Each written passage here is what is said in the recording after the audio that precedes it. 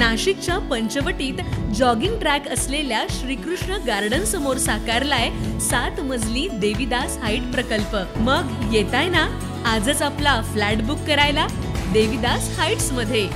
आमचा मोबाईल क्रमांक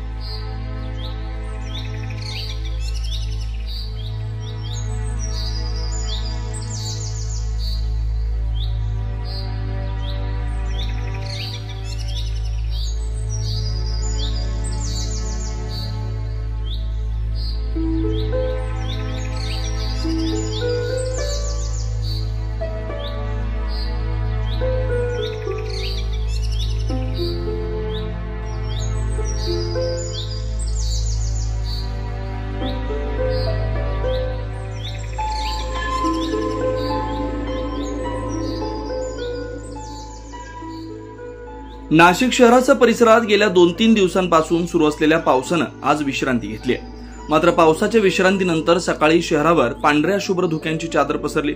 तपोवन भागातील रामसृष्टी उद्यान परिसरात सकाळच्या आल्हाददायक वातावरणाचा आनंद घेण्यासाठी बाहेर पडलेल्या नागरिकांना हे दृश्य मोहून टाकणारं ठरलं।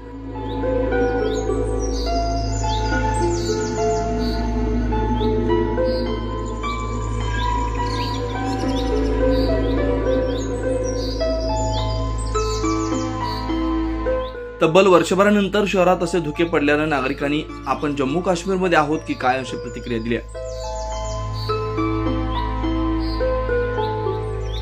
जवळ आज 1 वर्षानंतर असं धुकं पडलेलं आहे। इथं तपोवन परिसरामध्ये मी इथं रोज जॉगिंग ट्रॅकला येत असते, पण आज खूप वेगळंच वातावरण इथं दिसतंय। जवळ असं काश्मीर सारखं वातावरण इथं पसरलेलं आहे, त्यामुळे जॉगिंग करायला खूप छान मजा वाटली।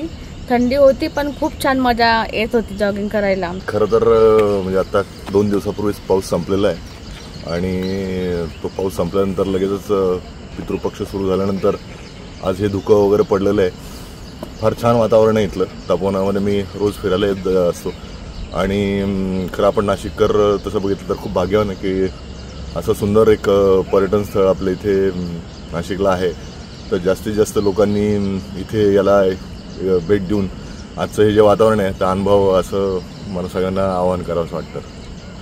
काय नाव तुमचं? माझं नाव नितीन जोशी।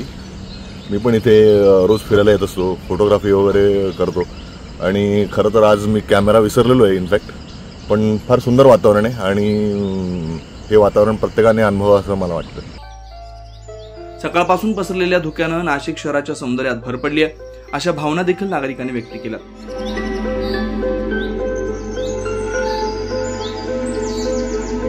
9 news Maharashtra bureau Nashik.